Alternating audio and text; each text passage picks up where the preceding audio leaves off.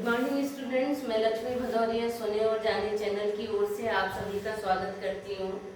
और भारत के प्राचीन इतिहास के संबंध में आगे बढ़ते हैं और मौर्य वंश के संबंध में 2 वीडियो पहले डाले थे। एक में मौर्य साम्राज्य की स्थापना और चंद्रगुप्त मौर्य के बारे में समझाया था और एक में शासक बिंदुसार के बारे में समझाया था। और आज सम्राट अशोक के बारे में चर्चा करेंगे। तो सम्राट अशोक अपने पिता बिंदुसार की मृत्यु के बाद 269 ईसा पूर्व में सिंहासन पर बैठा। कब बैठा? 269 ईसा पूर्व में सिंहासन पर बैठता है। इस सिंहासन पर बैठने से पूर्व उसका अपने भाइयों के साथ कड़ा संघर्ष होता है और उसमें संघर्ष में सफलता पाने के बाद वो जो है सिंहासन पर बैठता है।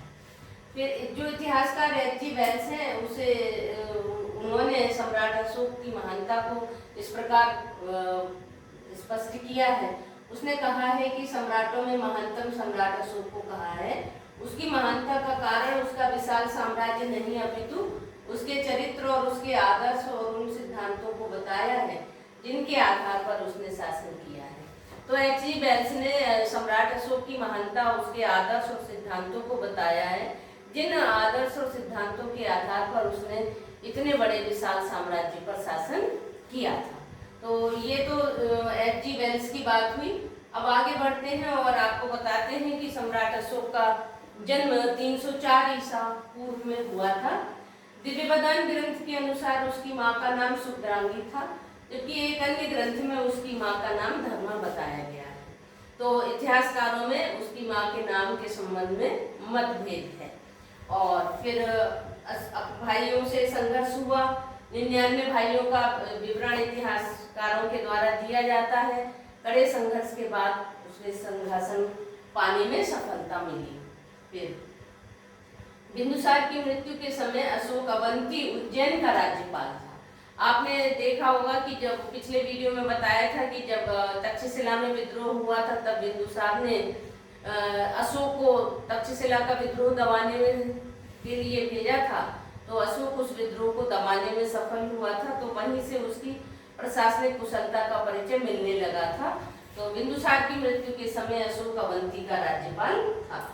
फिर सम्राट अशोक ने अखंड भारत पर शासन किया। उसका एक विशाल साम्राज्य था जो हिंदुकुश पर्वत से लेकर दक्षिण में गोदावरी नदी के दक्षिण में मैसूर तथा पूर्व में बांग्लादेश, भूटान, म्यांमार तक फैला था। अब आप इसमें अपने देख लें, ये यहाँ पे हिंदुकुश पर्वत है।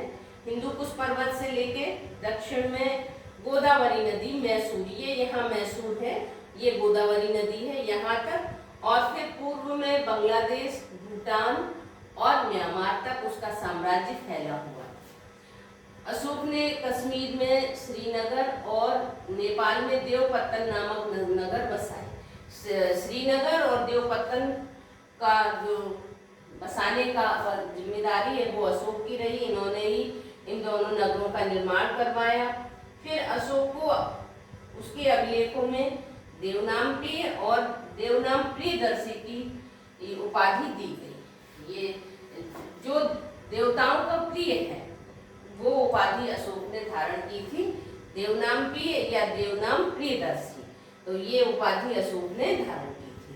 फिर अशोक के 13वें शिलालेख में कलिंग युद्ध का विस्तृत विवरण मिलता है।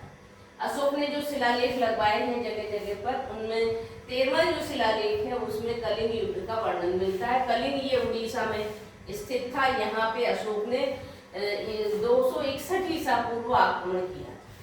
कब किया था? 261 ईसा पूर्व आक्रमण किया था। और इस युद्ध में जो ये युद्ध था ये बहुत भीषण था।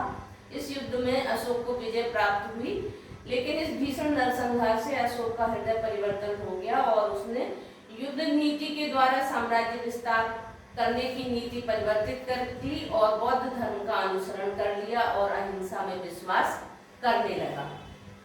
तो ये कलिंग युद्ध 261 ईसा पूर्व में हुआ और यहाँ इस युद्ध के बाद इस युद्ध में 1 लाख सैनिकों की मृत्यु हुई थी और 1.5 लाख सैनिक जो है घायल हुए थे। इस भीषण नरसंहार से अशोक द्रवित हो गया।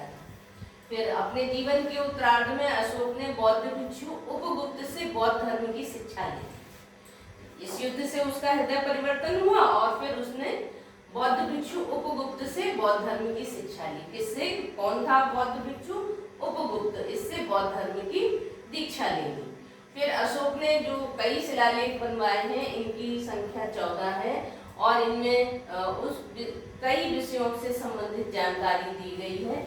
वहाँ की नगर व्यवस्था, कर व्यवस्था और यात्रा वृत्तांत, इन सब की वर्णन इन शिलालेखों में किए गए हैं।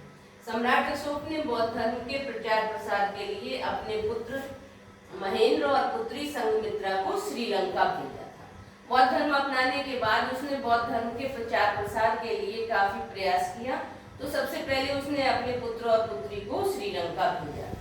इसके अलावा अफगानिस्तान, यूनान, पश्चिम एशिया, मिस्र में भी बौद्ध धर्म का प्रचार करवाया। फिर नेपाल की तराई में 2 अभिलेख अशोक के मिलते हैं। इनमें रूमनदेई और निलिग्वा है। इसमें मौर्यकालीन कर नीति का वर्णन है। ये कहाँ पे मिले हैं? नेपाल की तराई में रूमनदेई और निलिग्वा में यहाँ पे कर नीति का वर्णन किया गया है। सम्राट अशोक के शासनकाल में 23 विश्वविद्यालयों की स्थापना हुई। कितने विश्वविद्यालयों की स्थापना अशोक ने करवाई? 23। इनमें तक्षशिला, नालंदा, विक्रमशिला, कंधार जैसे विश्वविद्यालय प्रमुख हैं। और फिर सम्राट अशोक के शासनकाल में तीसरी बौद्ध संगति का आयोजन 251 ईसा पूर्व में हुआ। 251 ईसा पूर्व में पाटलिपुत्र में ये तीसरी बौद्ध संगति हुई। इसकी अध्यक्षता मोगली पुत्र तिस्या ने की थी और इसी संगति में बौद्ध ग्रंथ अधिधम्म पिटक की रचना भी की गई थी। तो ये बौद्ध धर्म के प्रचार प्रसार और उसके संगठन के लिए ये बौद्ध संगतियां समय समय पर आयोजित की जाती थी। तो इनमें तीसरी बौद्ध संगति जो है अशोक के समय में हुई और ये पाटलिपुत्र में हुई 251 ईसा पूर्व। फिर आगे बढ़ते हैं और सारनाथ में स्थित स्तंभ के शिखर पर चारों ओर मुंह किए हुए सिंह बैठे हैं। ये सारनाथ की स्तंभ की स्थापना भी सम्राट अशोक के द्वारा करवाई गई थी और इसमें चारों दिशाओं में मुंह किए हुए शेर बैठे हैं और यही चिन्ह भारत का राष्ट्रीय चिन्ह बनाया गया स्वतंत्रता के बाद। तो इसे अशोक चिन्ह का नाम दिया गया और ये आपके देश का राष्ट्रीय चिन्ह कहलाता है। तो आपसे प्रश्न भी पूछा जा सकता है कि भारत का राष्ट्रीय चिन्ह कहाँ से लिया गया है? तो आप इसका उत्तर देंगे कि सारनाथ के स्तंभ से। और आगे बढ़ते हैं। अशोक ने लगभग 40 वर्षों तक शासन किया। कब से कब तक? 269 ईसा पूर्व से लेकर 232 ईसा पूर्व तक अशोक ने शासन किया। 232 ईसा पूर्व में अशोक की मृत्यु हो जाती है और अशोक का जो उत्तराधिकारी था वो कुणाल था और उसके बाद मौर्य वंश ने लगभग 50 वर्षों तक शासन किया और मौर्य वंश का अंतिम शासक बृहदत्त था। बृहदत्त, इसके बाद मौर्य वंश का पतन हो जाता है। तो अब मौर्य वंश से संबंधित जो प्रमुख प्रश्न, परीक्षा उपयोगी प्रश्न है, ये आपको बताते हैं। तो चाणक्य के प्रमुख नाम बताइए। तो चाणक्य के प्रमुख नाम कौटिल्य और विष्णुगुप्त हैं। और मैकियावेली के ग्रंथ की तुलना किस ग्रंथ से की गई है? तो मैकियावेली के ग्रंथ का नाम प्रिंस था और इसकी तुलना अर्थशास्त्र से की गई है। फिर मौर्य वंश का संस्थापक चंद्रगुप्त मौर्य। फिर चाणक्य की पुस्तक का नाम वह किस पर आधारित थी? तो चाणक्य की पुस्तक का नाम अर्थशास्त्र है और वह राजनीति और लोक प्रशासन पर आधारित थी। चंद्रगुप्त मौर्य के दरबार में आए दूत का नाम मेगास्थनीज था और ये इसी ने इंडिका नामक पुस्तक की रचना की। मेगास्थनीज की पुस्तक का नाम क्या था? इंडिका। तीसरी बौद्ध संगति किसके शासनकाल में हुई? तीसरी बौद्ध संगति सम्राट अशोक के शासनकाल में 251 ईसा पूर्व पाटलिपुत्र में हुई थी। फिर भारत का राष्ट्रीय चिन्ह कहाँ से लिया गया है? भारत का राष्ट्रीय चिन्ह सारनाथ स्थित स्तंभ से लिया गया है।